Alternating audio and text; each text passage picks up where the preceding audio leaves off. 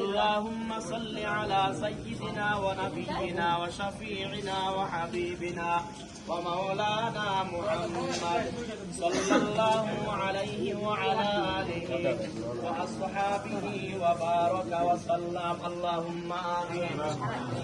الحمد لله رب العالمين، الصلاة والسلام على سيد المرسلين.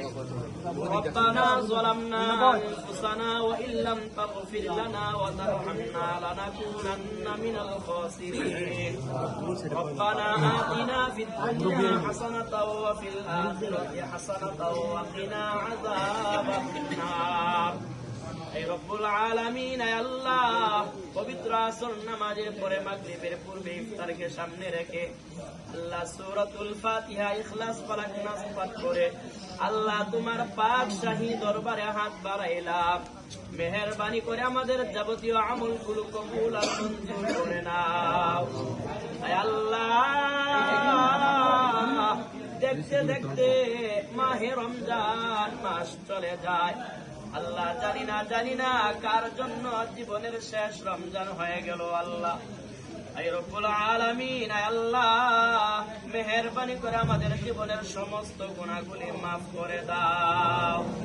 আমাদের আব্বা আম্মা দাদা দাদি নানা নানি আত্মীয় স্বজন বন্ধু বান্ধব যারা অন্ধকার কবরে চলে গেছে আল্লাহ সকলের কবরের আযাব মাফ করে দাও।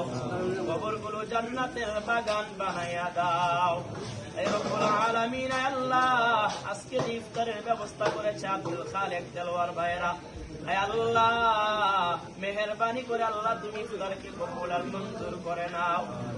ইফতার কি উসিলা করে আল্লাহ আত্মীয় স্বজন দাদা দাদি নানা নানি মা যারা অন্ধকার কবরে চলে গেছে আল্লাহ সকলের কবরে আজকের দুয়ার হাদিয়া পৌঁছায়া দাও।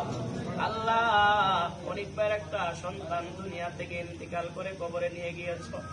আয় রব্বুল আলামিন আল্লাহ তুমি আবার নেককার সন্তান দান করিও। আল্লাহ কালকে আমাদের ময়দানে এই মাসুম বাচ্চাকে উসিলা করে বাবা মাকে জান্নাতের ব্যবস্থা করে দিও। আল্লাহ আয় আল্লাহ সামনের রোজাগুলো তারাবির নামাজগুলো সুস্থতার সাথে আদায় করার তৌফিক দান করে দাও।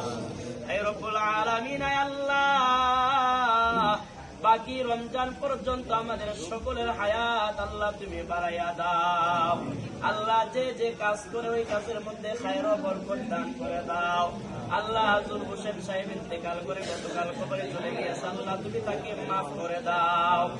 আমাদের আব্বা আম্মা যাদের বেঁচে আছে আল্লাহ সবাইকে তুমি নেক হায়াত বাড়াইয়া দাও।